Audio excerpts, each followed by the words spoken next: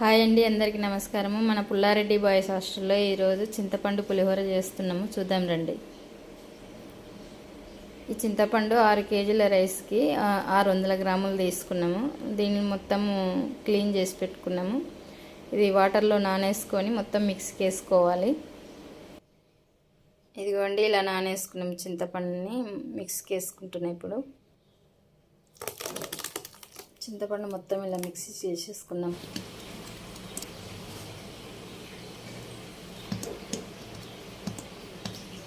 ఒక 2 స్పూన్స్ పసుపు వేసుకోవాలి.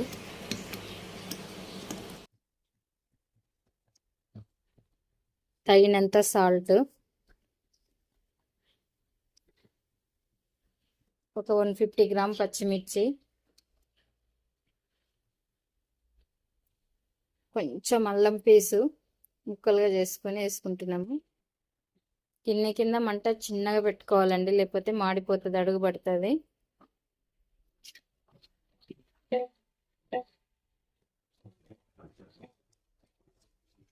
ఇలా మధ్యలో కలుపుతూ ఉండాలి. పులిహోర పేస్ట్ ఉడికే లోపల బేట అన్నం అవుతుందండి.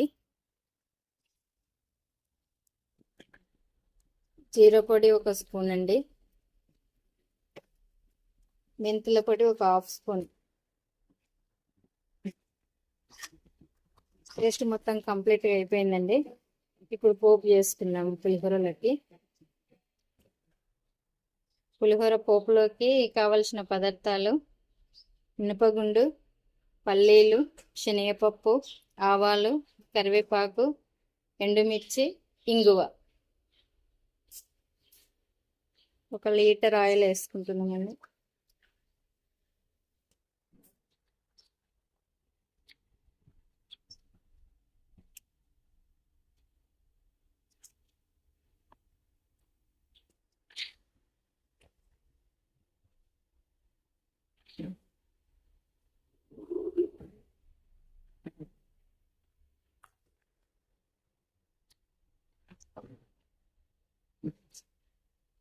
మొత్తం పోపులు వేసేసుకున్నానండి.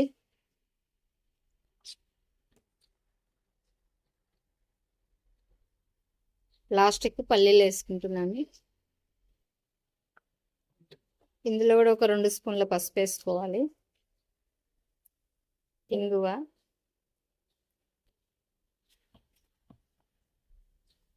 పోపు రెడీ అయిపోయిందండి.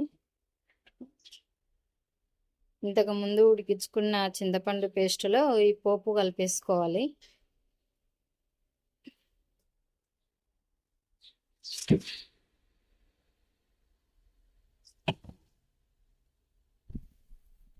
పులిహోర పేస్ట్ కలుపుకోవడానికి రైస్ రెడీ అయిపోయిందండి.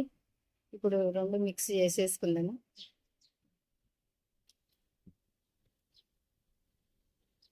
పేస్ట్ మొత్తం వేసుకుంటున్నామండి.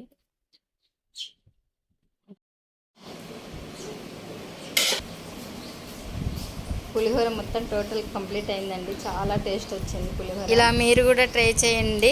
Thank you.